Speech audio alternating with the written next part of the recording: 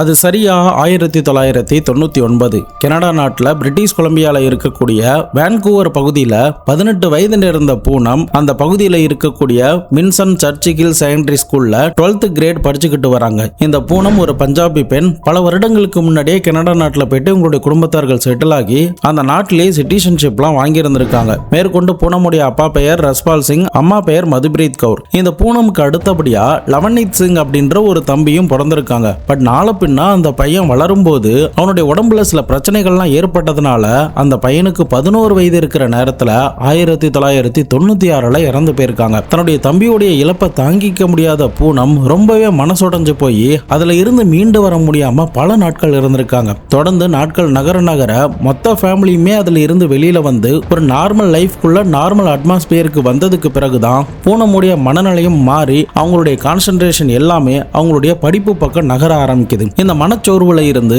அடுத்த கட்டத்துக்கு நகர்ந்து வந்த இந்த பூனம் 1998 தான் சின்ன வயசுல இருந்து படிச்சுக்கிட்டு வந்த பள்ளிக்கூடத்துல இருந்து இந்த வின்சன் சர்ச் ஹில் செகண்டரி ஸ்கூலுக்கு டிரான்ஸ்ஃபர் ஆகியிருந்திருக்காங்க. அதுக்கப்புறம் இவங்களுடைய 12th கிரேட் படிப்பையும் இங்கே தான் கண்டினியூ பண்ண ஆரம்பிச்சாங்க. நல்ல ஃப்ரெண்ட்ஸ், நல்ல அட்மாஸ்பியர், நல்ல குடும்ப சூழ்நிலையோட ஒரு நிம்மதியான லைஃபை என்ஜாய் பண்ணிக்கிட்டு படிச்சுக்கிட்டு இருந்த நேரத்துல தான் அவங்களுடைய லைஃப்ல அவங்களுடைய கொடூர ரத்த சரிதத்தை எழுத போற அந்த ஒரு நாளும் இவங்களுக்காக காத்துக்கிட்டு இருந்துச்சு. இந்த பூனம் சரியா ஜனவரி 24 1981 பிறந்திருக்காங்க. 1999 ஜனவரி 23 அதாவது தன்னுடைய 18வது பர்த்டே வருவதற்கு முதல் நாள் வாகுல தன்னுடைய ஃப்ரெண்ட்ஸ் எல்லாம் அழைச்சிக்கிட்டு ரெட் ராபின் என்ற ரெஸ்டாரண்ட்டுக்கு அழைச்சிட்டு போயிட்டு பார்ட்டி கொடுத்துருக்காங்க. பட் அதுதான் அவங்க கடைசியா செலிப்ரேட் பண்ண ஒரு பார்ட்டி. அதுக்கப்புறம் சரியா 3 நாட்கள் கழித்து ஜனவரி 26 1996 அன்னைக்கு வழக்கம் போல இந்த பொண்ணு தன்னுடைய வீட்டில் இருந்து பள்ளிக்கூடத்துக்கு கிளம்பி போயிட்டாங்க. பட் அன்னைக்குன்னு பார்த்து இவங்க லஞ்ச் பாக்ஸ் கொண்டு வராததுனால பக்கத்தில் இருக்கிற மெக்டோனல்ட்ஸில் போய் சாப்பிட்டு வந்துடலாம் அப்படின்னு சொல்லிட்டு தன்னுடைய காரை எடுத்துட்டு அந்த பொண்ணு பக்கத்தில் இருக்கிற மெக்டோனல்ட்ஸுக்கு போறாங்க. பட் அதுக்கப்புறம் அந்த பொண்ணு ஸ்கூல் ரிட்டர்ன் ஆகவே இல்லை. இதனால அவங்க தோழிகள் என்ன இன்னும் ஆளை காணோம் அப்படின்னு ஒரு பக்கம் தேடிக்கிட்டு இருந்தாலும் இன்னொரு பக்கம் இவங்களுடைய ஸ்கூல்ல இருந்து கொஞ்சம் தூரம் தள்ளி ஒரு ரெசிடென்சியல் ஏரியா இருக்கு. அந்த ஏரியாவில் ஒரு வீட்டில் இருந்து யதார்த்தமா வெளியில வந்த நபர் பூனம் ரோட்டோரமா படுத்து கிடக்கிறத பாக்குறாங்க. என்னாச்சு, இந்த பொண்ணுக்கு மயக்கம் போட்டு விழுந்துட்டாளா அப்படின்னு சொல்லிட்டு மெல்லமா கிட்ட வந்து அந்த பொண்ணை திருப்பி பார்க்கும்போது தான் அவங்களுடைய சைடு தலைக்கிட்ட, அதாவது பாயிண்ட் பிளாக் ரேஞ்சில் யாரோ கொடூரமான முறையில் அவங்கள சுட்டிருக்காங்க. இதை பார்த்து மிரண்டு போன அந்த நபர் என்ன பண்றது ஏது பண்றதுன்னு தெரியாம உடனடியாக ஸ்கூல்ல இருக்கிற சில ஸ்டாஃபுக்கு தகவல் கொடுக்குறாங்க. அதுக்கப்புறம் மதிய நேரத்தில் தான் அந்த நாட்டோடைய எமர்ஜென்சி நம்பரான 911க்கு கால் பண்ணி பூனம் இறந்து போன தகவலையே கொடுத்துருக்காங்க. அன்னைக்கு சாப்பிட போன பூனமுக்கு என்னதான் நடந்துச்சு? பூனம தலையில சுட்டது யாரா இருக்கும்? போலீஸ் அதிகாரிகளால அந்த கில்லரை கண்டுபிடிக்க முடிஞ்சதா இல்லையா? கனடா போலீஸுக்கு 12 வருடங்கள் பெரிய தலைவலியை கொடுத்த ஒரு மர்மமான திகிலான கேஸை பத்தி தான் இன்னைக்கான வீடியோல நம்ம டிஸ்கஸ் பண்ண போறோம். வீடியோவை எங்கேயுமே ஸ்கிப் பண்ணாம தொடர்ந்து பார்த்துக்கிட்டு வாங்க. நான் உங்கள் Babu Shankar. Welcome to Babu Shankar files.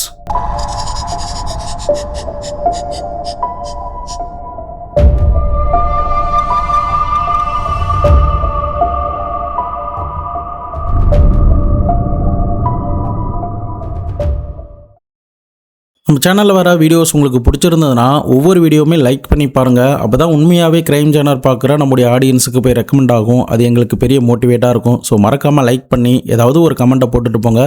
கண்டிப்பாக நான் உங்களுக்கு ரெஸ்பான்ஸ் பண்ணுறேன்.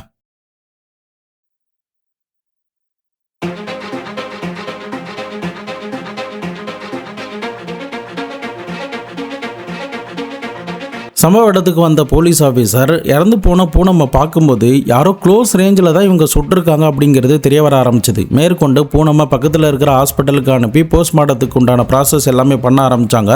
இன்னொரு பக்கம் பூனமுடைய பேரண்ட்ஸுக்கு இந்த தகவலை கொடுத்துட்டாங்க. அதுக்கப்புறம் பூனம் மெக்டோனல்ட்ஸுக்கு தான் சாப்பிட போறேன்னு தன்னுடைய தோழிகள் கிட்ட சொல்லியிருந்ததுனால அந்த இடத்துல போய் பார்க்கும்போது பூனமுடைய கார் ஒரு இடத்துல பார்க் ஆகி இருந்திருக்கு. அதே சமயம் அங்க இருக்கிற ஆட்கள் கிட்ட போலீஸ் விசாரணை பண்ணப்போ பூனம் இங்க காரை நிப்பாட்டினாங்க.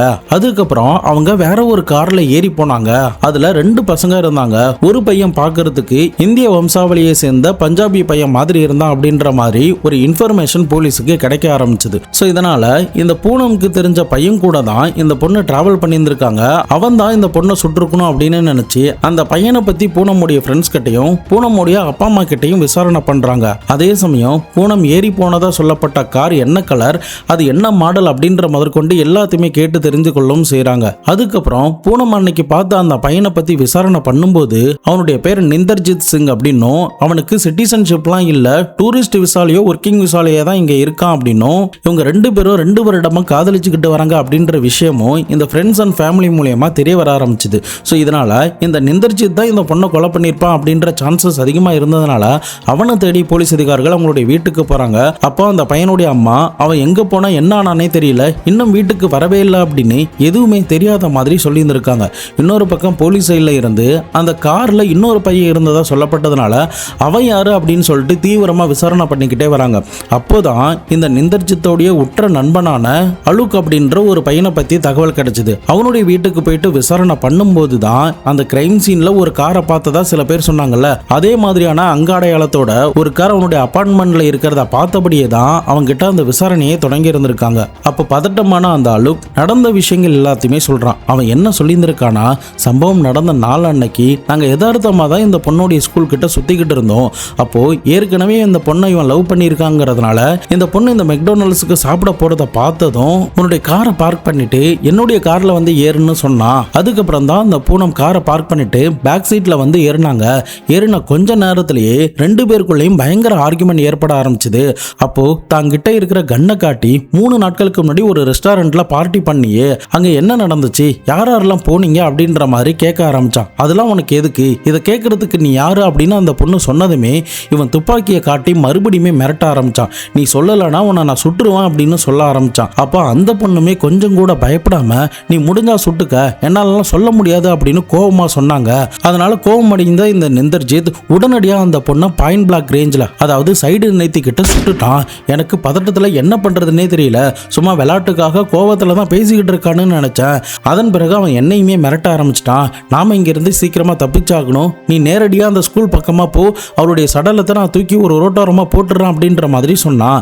அதன் அடிப்படையில் அந்த ஸ்கூல் கிட்ட வந்ததுமே ஆள் நடமாட்டம் இல்லாத ஒரு இடமா பார்த்து அந்த பொண்ணுடைய சடலத்தை கார்ல இருந்து தூக்கி போட்டுட்டு அவனுடைய வீட்டில் நான் அவனை கொண்டே டிராப் பண்ணிட்டேன். அதுக்கப்புறம் எதுவுமே எனக்கு தெரியாது அப்படின்னு அலுக் நடந்த விஷயங்கள் எல்லாத்தையுமே போலீஸ் கிட்ட ஒன்று விடாம சொல்லியிருந்திருக்கான்.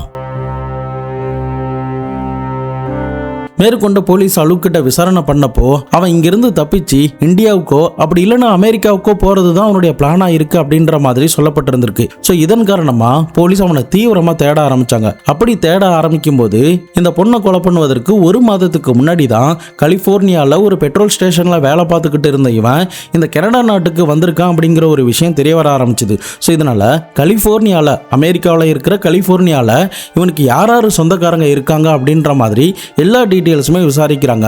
அவங்களுடைய வீட்டுக்குமே போயிட்டு போலீஸ் ஆஃபீஸர் சில பேர் செக் பண்ணி பார்க்குறாங்க. அங்கேயுமே இந்த நிந்தர்ஜித் பத்தின எந்த ஒரு தடயமுமே போலீஸுக்கு கிடைக்காமலே போகுது. போலீஸுக்கு இவன் இந்தியாவுக்கு தப்பிச்சு போனானா இல்லை அமெரிக்காக்குள்ள தான் எங்கேயாவது சுற்றிக்கிட்டு இருக்கானா அப்படின்ற குழப்பத்தோடையே தொடர்ந்து இந்த வழக்கில் ஏதாவது தடயம் கிடைக்குமா அப்படின்னு சொல்லிட்டு நீண்ட நாட்களாக கழுகு பார்வையோட காத்துக்கிட்டு இருந்தாங்க. இந்த நேரத்தில் தான் இந்த பையனுடைய அம்மா, அதாவது நிந்தர்ஜித்தோடைய அம்மா வந்து அந்த பையனுக்கு $1,50,000 அனுப்பியிருக்காங்க அப்படின்னும் அவன் அமெரிக்காவில் தான் இருக்கான் அப்படின்ற மாதிரியான தகவல் போலீஸுக்கு கிடைக்க ஆரம்பிச்சுது. பட் இதை பற்றி அந்த அம்மா கிட்ட போய் கேட்டாலும் தனக்கு எதுவுமே தெரியாத மாதிரியும் தான் ஒரு இன்னசென்ட் மாதிரியும் சொல்லிக்கிட்டே இருக்காங்க. பட் அவங்களுடைய வார்த்தைகளில் போய் இருக்கிறத தெரிஞ்சுக்கிட்ட போலீஸ் ஆஃபீஸர் சீக்கிரமாவே அவனை பிடிச்சாவும் அப்படின்னு சொல்லிட்டு ரொம்ப மும்முரமா வேற ஆங்கிள் இருந்தோம் வேற ஏதாவது தடயம் கிடைக்குமா அப்படின்னு சொல்லிட்டு தொடர்ந்து போராடிக்கிட்டே இருக்காங்க. பட் என்னதான் இப்படி பல முயற்சிகள் எடுத்தாலும் அது எல்லாமே போலீஸுக்கு தோல்வியில தான் போய் முடிஞ்சிருந்திருக்கு. நாட்கள் நகர நகர இந்த நிந்தர்ஜித்தை பத்தின எந்த ஒரு தடயமுமே கிடைக்காம போனதுனாலையும் அடுத்தடுத்து வேற ஆபீசர் மாறிக்கிட்டே இருந்ததுனாலையும் இந்த வழக்கு கோல்டு கேஸா மாற ஆரம்பிச்சது. இந்த நேரத்துல தான் சரியா 2007 இவன் அமெரிக்காவில் கலிபோர்னியால இருக்கக்கூடிய சான் ஜோஸ் அப்படின்ற பகுதியில ரன்வீர் சிங் அப்படின்ற பெயர்ல வாழ்ந்துகிட்டு இருக்கான் அப்படின்ற மாதிரி அட்ரஸோட போலீஸுக்கு தகவல் கிடைச்சிருக்கு. ஸோ இதனால இப்ப கனடா போலீஸ் வந்து அந்த கலிபோர்னியால இருக்கிற போலீஸை கான்டாக்ட் பண்றாங்க. அதே சமயம் இமிகிரன்ட் சம்பந்தமா இருக்கக்கூடிய ஒரு அமைப்பு கிட்ட சொல்லி அவங்களுடைய உதவியோட சான் ஜோஸ்ல எந்த அட்ரஸ்ல இருக்கான்னு சொல்லப்பட்டுச்சோ அந்த இடத்துக்கு போய் தேடி பார்த்திருக்காங்க. பட் போலீஸ் வருவதற்கு ஒரு சில மணி நேரத்துக்கு முன்னாடியே அவன் தப்பிச்சு போயிட்டான் அப்படின்ற ஒரு விஷயம் தெரிய வர ஆரம்பிச்சது. ஸோ இதனால அவனை பத்தின அங்க அடையாளங்கள், அவன் இப்போதைக்கு எப்படி இருக்கான், அவனுடைய ஹேர் கலர் என்ன, அவனுடைய ட்ரெஸ்ஸிங் என்ன, அவனுடைய ஹைட்டு வெயிட் என்ன அப்படின்ற முதற்கொண்டு எதுவுமே தெரியாம போலீஸ் அதிகாரிகள் இந்த இடத்துலயுமே தோல்வியை தான் சந்திக்கிறாங்க.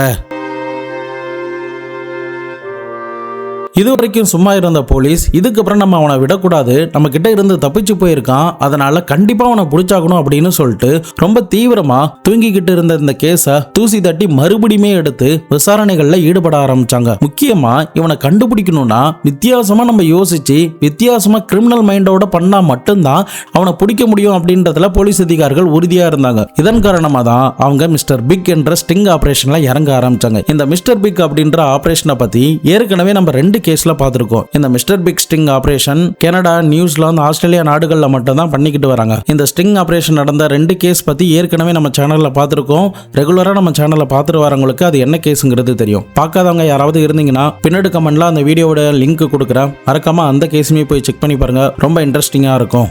இப்போ கனடா போலீஸ் இந்த மிஸ்டர் பிக் என்ற ஸ்டிங் ஆபரேஷன்ல எடுக்க ஆரம்பிக்கிறதுக்கு மிக முக்கிய காரணம் யாருன்னா பரம்ஜித் என்ற ஒரு ஆள் தான். இந்த பரம்ஜித் யாருன்னா, நிந்தர்ஜித் வந்து கனடா நாட்டில் இருந்து அமெரிக்காவுக்கு தப்பிச்சு போனால அந்த நேரத்தில் பார்டர் கிட்ட கிராஸ் பண்ணி விட்டது யாருன்னா இந்த பரம்ஜித் தான். இதை வந்து போலீஸ் அதிகாரிகள் எப்படியோ தெரிஞ்சுக்கிட்டதுக்கு பிறகு இந்த பரம்ஜித் மூலியமா தான் அவனை பிடிக்க முடியும் அப்படிங்கிறதுல ரொம்ப தெள்ள தெளிவா இருந்தாங்க. அதுக்கு காரணம் என்னன்னா, இன்னொரு தகவலா அவங்களுக்கு கிடைச்ச ஒரு விஷயம் என்னன்னா, இந்த நிந்தர்ஜித் வந்து பிளாஸ்டிக் சர்ஜரி பண்ணிக்க போறான் அப்படின்ற மாதிரி தகவல் கிடைச்சது. பட் அந்த பிளாஸ்டிக் சர்ஜரியிலுமே முக்கியமா அவனுடைய ஃபிங்கர் பிரிண்ட் தான் சர்ஜரி பண்ண போறான்ற தகவல் போலீஸுக்கு கிடைச்சது. ஒருவேளை அந்த ஃபிங்கர் பிரிண்ட மாத்தி அவன் சர்ஜரி பண்ணிட்டானா அவன் தான் குற்றவாளின்னு நிரூபிக்கிறதுல பெரிய சிக்கல் ஏற்படும் அப்படிங்கறத போலீஸ் அதிகாரிகள் புரிஞ்சுக்கிட்டதுக்கு பிறகுதான் மிஸ்டர் பிக் என்ற ஸ்டிங் ஆபரேஷன்ல இந்த பரம்ஜித்தை ஒரு பலிகாடா பயன்படுத்த ஆரம்பிச்சாங்க. போலீஸோடைய நம்பிக்கையா என்ன இருந்துச்சுன்னா, இந்த பரம்ஜித் சீக்கிரட்டா நிந்தர்ஜித் அமெரிக்காவில் போயிட்டு பார்த்துக்கிட்டு வரான், அவன் கூட இன்னும் கான்டாக்ட்ல இருக்கான் அப்படிங்கிறத ரொம்ப இந்த விஷயத்த நம்ப ஆரம்பிச்சாங்க. ஸோ இதன் காரணமா ஒரு கிரிமினல் கேங் மாதிரி ஒன்று ஃபேக்கா ஃபார்ம் பண்ணி மாறு வேடத்தில் இருக்கிற இந்த போலீஸ் ஆஃபீஸர் எந்த ஒரு சந்தேகமும் வராத அளவுக்கு இந்த பரம்ஜித் கூட பழக ஆரம்பிச்சாங்க. அப்போ முழுவதுமா பரம்ஜித்துக்கு மாறு வேடத்தில் இருக்கிற கிரிமினல் கேங்கா இருக்கக்கூடிய அந்த போலீஸ் ஆஃபீஸருடைய நம்பிக்கை வந்ததுக்கு பிறகு ஒவ்வொரு விஷயங்களா அவனுடைய வாயாலேயே கக்க ஆரம்பிச்சான்.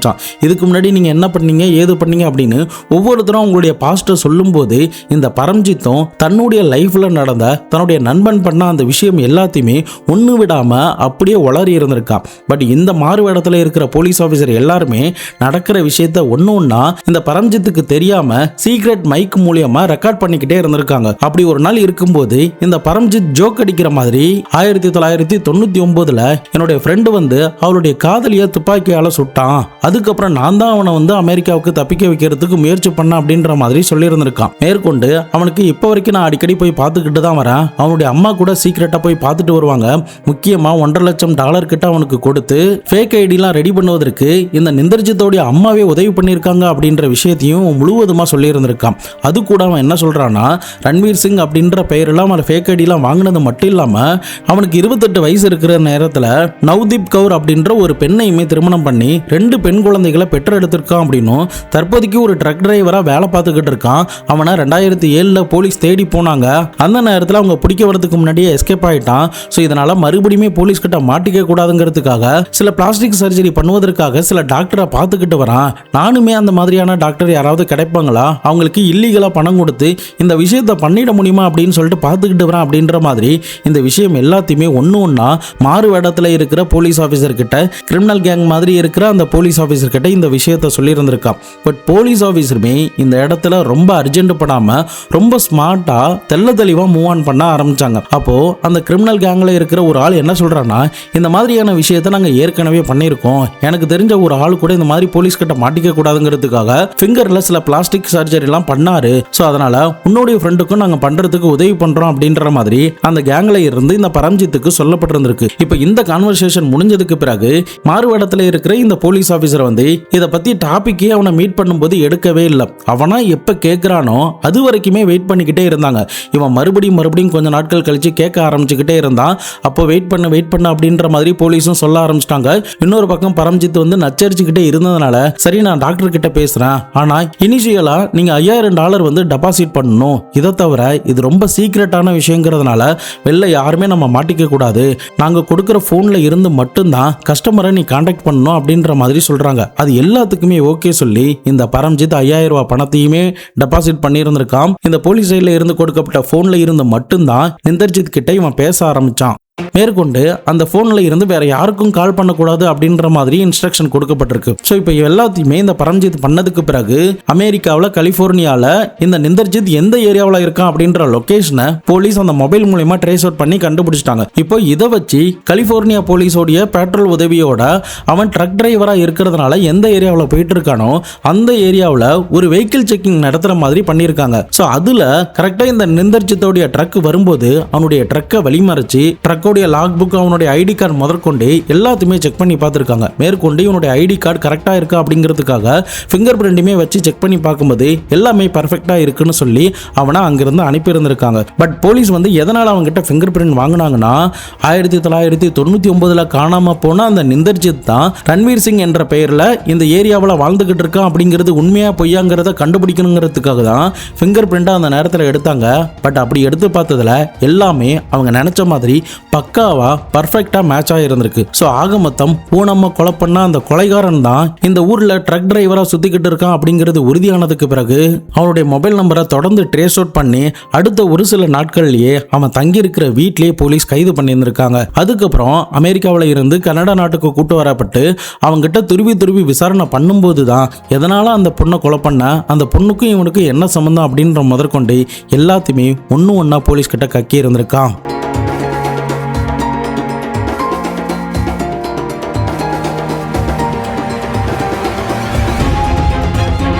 1997-98 அதாவது இந்த பூனமுடைய தம்பி இறந்து மன உளைச்சல்ல இருந்த நேரத்தில் அவங்க அதில் இருந்து மீண்டு மெல்லமா நார்மல் லைஃபுக்கு வந்துகிட்டு இருக்காங்க. இந்த நேரத்தில் தான் இந்த நிந்தர்ஜித்தோடைய பழக்கம் அவங்க படிச்சுக்கிட்டு இருந்த ஸ்கூல் மூலியமா கிடைச்சிருந்திருக்கு. அந்த நேரத்தில் இந்த 2 பேரும் டேட்டிங் பண்ண ஆரம்பிச்சாங்க. பட் இவன் ரொம்ப பொசசிவா இருந்ததுனால முழுக்க அந்த பொண்ணை கண்ட்ரோல் பண்ண ஆரம்பிச்சிட்டான். நீ ஏன் அந்த பையன் கிட்ட பேசுற, நீ ஏன் அந்த பையன் கூட போற, நீ ஏன் இதை பண்ணலாம் அதை பண்ணலாம் அப்படின்ற மாதிரி ரொம்ப அட்வான்டேஜ்லாம் எடுத்து அந்த பொண்ணை கண்ட்ரோல் பண்ண ஆரம்பிச்சிட்டான். ஸோ இதனால இந்த பூனம்க்கு இவனை பிடிக்காததுனால முழுக்க இவனை அவாய்ட் பண்ண ஆரம்பிச்சாங்க. பட் இருந்தாலுமே இவன் அந்த பொண்ணு என்ன பண்றா, தனக்கு தெரியாம வேற யாரு கூடயாவது ரிலேஷன்ஷிப்ல இருக்காளா அப்படிங்கிறத ஸ்பை மாதிரி முழு நேர வேலையை இதை பார்க்க ஆரம்பிச்சான். அந்த பொண்ணு எத்தனை மணிக்கு வீட்டை விட்டு கிளம்புறா, எத்தனை மணிக்கு ஸ்கூலுக்கு போறா, ஸ்கூல் முடிஞ்சு வெளியில வந்து யாரெல்லாம் மீட் பண்றா, அதுக்கப்புறம் வீட்டுக்கு எத்தனை மணிக்கு வரா அப்படின்ற முதற்கொண்டு ஒண்ணு விடாம எல்லாத்தையுமே மறைஞ்சிருந்து நோட்டமிட்டுக்கிட்டே இருந்திருக்கான். இதை விட ஒரு முக்கியமான ஒரு விஷயம் என்னன்னா, இரவு நேரங்களில் கூட இந்த பொண்ணுடைய வீட்டுக்கிட்ட ஒரு புதர்கிட்ட மறைஞ்சிருந்து அந்த வீட்டுக்கு யாராவது ஆம்பளைங்க வராங்களா அப்படின்ற மாதிரி கூட நோட் பண்ணி இருந்திருக்கான். ஸோ இந்த அளவுக்கு மென்டல் டார்ச்சரை அந்த பொண்ணுக்கு கொடுக்கும்போது தான் அந்த பொண்ணு படிச்சுக்கிட்டு இருந்த ஸ்கூல்ல இருந்து டிரான்ஸ்ஃபர் ஆகி வேற ஒரு ஸ்கூலுக்கு 12th கிரேடுக்கு வந்து ஜாயின் பண்ணியிருந்திருக்காங்க. பட் அப்பவுமே விடாம அந்த பொண்ணை ஸ்டாக் பண்ணிக்கிட்டே தான் இருந்திருக்கான். பட் மேற்கொண்டு இவனுக்கு ஃபைனான்சியலா ரொம்ப கஷ்டமா இருந்ததுனால கலிபோர்னியால இருக்கிற தனக்கு தெரிஞ்சவங்களுடைய உதவியோட ஒரு கேஸ் ஸ்டேஷன்ல இவனுக்கு ஒரு வேலை ஒன்று கிடைச்சிருக்கு. அந்த வேலையுமே கொஞ்ச நாட்கள் பார்க்க ஆரம்பிக்கிறான். பட் அதுக்கப்புறமும் இந்த பொண்ணுடைய ஞாபகம் வந்ததுக்கு பிறகு பூனம் இறக்க போறதுக்கு 1 மாசத்துக்கு முன்னாடி கனடா நாட்டுக்கு வந்திருக்கான். அப்ப கூட இந்த பொண்ணை கீப் ஆன் வாட்ச் பண்ணிக்கிட்டே இருக்கான். ஸோ இந்த நேரத்தில் தான் அவங்க ரெஸ்டாரண்ட்டுக்கு தன் கூட படிக்கிற மேல் ஃப்ரெண்ட்ஸ் எல்லாருமே அழைச்சிட்டு போயிட்டு அந்த ரெஸ்டாரண்ட்ல பார்ட்டி கொடுக்குறாங்க. பட் இது எல்லாத்தையுமே சீக்கிரட்டா நோட்டமிட்டுக்கிட்டே இருந்திருக்கான். இதுல ஒரு ஷாக்கிங்கான ஒரு விஷயம் என்னன்னா, இந்த பொண்ணை இவன் லவ் பண்ண சொல்லி டார்ச்சர் பண்ணிக்கிட்டே இருந்த நேரத்தில் வேற ஒரு பொண்ணு கூட இவன் ரிலேஷன்ஷிப்ல இருந்திருக்கான். அந்த பொண்ணு தான் ரெஸ்டாரண்ட்ல பூனம்மை பார்த்துட்டு இந்த நிந்தர்ஜித் கிட்ட தகவலே கொடுத்திருக்காங்க. பட் இவன் போய் பார்க்கறதுக்குள்ள பூனம் அங்கிருந்து கிளம்பிட்டாங்க. அதுக்கப்புறம் வீட்டுக்கிட்ட நின்று புதர்ல மறைஞ்சிருந்தபடி தான் அந்த பொண்ணுடைய ஆக்டிவிட்டிஸ் எல்லாத்தையுமே நோட் பண்ணி இருந்திருக்கான். அதுக்கப்புறம் தான் சரியா 3 நாட்கள் கழித்து பயங்கர கோபத்தில் இருந்த இந்த நிந்தர்ஜித் அந்த ரெஸ்டாரண்ட்ல என்ன நடந்துச்சுங்கிறத தெரிஞ்சுக்கணுங்கிறதுக்காகவும் அவன் ஆம்பளை பசங்க கிட்ட பேசுறா அப்படிங்கிறதுக்காகவும் பயங்கரமா கோவமாகி லஞ்ச் நேரத்திலேயோ அப்படி இல்லைன்னா ஸ்கூல் முடிஞ்சு எப்படியும் வெளியில வந்துதானே ஆவா, அந்த நேரத்தில் நம்ம கேட்கலான்னு சொல்லிட்டு தன்னுடைய நண்பனான அலுக்கோடைய கார்ல அந்த ஸ்கூலை சுத்தி ரவுண்ட் அடிச்சுக்கிட்டு இருந்த நேரத்தில் நேரத்துல தான் லஞ்ச் டைம்ல இந்த பூனை மெக்டோனல்ட்ஸுக்கு வந்திருக்காங்க. அப்போ அந்த பொண்ணை வழிமறிச்சு கார்ல ஏற சொல்லியிருந்திருக்கான். அதுக்கப்புறம் ரெஸ்டாரண்ட்ல என்ன நடந்துச்சு அப்படின்னு அந்த பொண்ணு கிட்ட கேட்கும்போது, நீ யாரு என்ன கேட்கறதுக்கு, எதுக்காக என்கிட்ட கேட்கிற அப்படின்னு அந்த பொண்ணு ஆத்திரப்பட்டது மட்டும் இல்லாம அவன் கண்ணை காட்டினதுக்கு பிறகும் கூட பயப்படாம நீ முடிஞ்சா சுட்டுக்கோ அப்படின்னு தைரியமா சொன்னதுக்கு பிறகு கோமணிந்து இந்த நிந்தர்ஜித் அந்த பொண்ணை பாயிண்ட் பிளாங்க் ரேஞ்சிலேயே சுட்டு இருந்திருக்கான். அதுக்கப்புறம் தான் நான் ஏற்கனவே சொன்ன மாதிரி சடலத்தை ஒரு ரெசிடென்சியல் ஏரியா கிட்ட தூக்கி போட்டுட்டு போயிருக்கான். அதன் பிறகு கலிபோர்னியாவுக்கு தப்பிச்சு போயிருக்கான். போலீஸ் அதிகாரிகள் 12 வருடங்கள் கழித்து ஸ்டிங் ஆபரேஷன் மூலியமா பரம்ஜித் மூலியமா எல்லா விஷயத்தையும் தெரிஞ்சுக்கிட்டு அவனை கைது பண்ணி இருந்திருக்காங்க. அதுக்கப்புறம் போலீஸ் இவனுக்கு எதிராக இருக்கிற ஆதாரங்கள் எல்லாத்தையுமே திரட்டி கோர்ட்ல சார்ஜ் ஷீட் ஃபைல் பண்ணி இருந்திருக்காங்க. மேற்கொண்டு இவன் குற்றத்தை ஒத்துக்கிட்டாங்கிறதுனால 16 ஆண்டு காலம் சிறை தண்டனை இவனுக்கு கொடுக்கப்பட்டிருந்திருக்கு. தற்போதைக்கு இவன் ஜெயில தான் இருக்கான். 2027 ரிலீஸ் ஆவான்னு நினைக்கிறேன். அதுக்கப்புறம் இவன் கனடா சிட்டிசன் இல்லாததுனால இவனை இந்தியாவுக்கே அனுப்பிடுவாங்க அப்படின்னு சொல்லப்படுது. ஒரு மனிதனுடைய பொசசிவ், ஒரு மனிதனுடைய தேவையில்லாத சந்தேகம் அவனை எந்த அளவுக்கு எக்ஸ்ட்ரீமா யோசிக்க வைக்குது, ஒரு விஷயத்த பண்ண வைக்குது அப்படிங்கிறத நிச்சயமா இந்த சம்பவத்தின் மூலமா நம்மளால தெரிஞ்சுக்க முடியும். நம்ம என்னதான் தப்பு பண்ணிட்டு ஸ்மார்ட்டா எல்லாத்தையும் எரேஸ் பண்ணிட்டோம், நம்ம வெளில நிம்மதியா ஒரு லைஃபை வாழ்ந்துகிட்டு இருக்கோம் அப்படின்னு நினைச்சாலும் எந்த நேரத்துல எந்த வருஷத்துல வேணாலும் நம்ம பண்ண தப்புக்கான தண்டனையை நம்ம அனுபவிப்போம் அப்படிங்கிறத எடுத்து சொல்ற ஒரு சின்ன சம்பவம் தான் இந்த பூனமுடைய வழக்கு.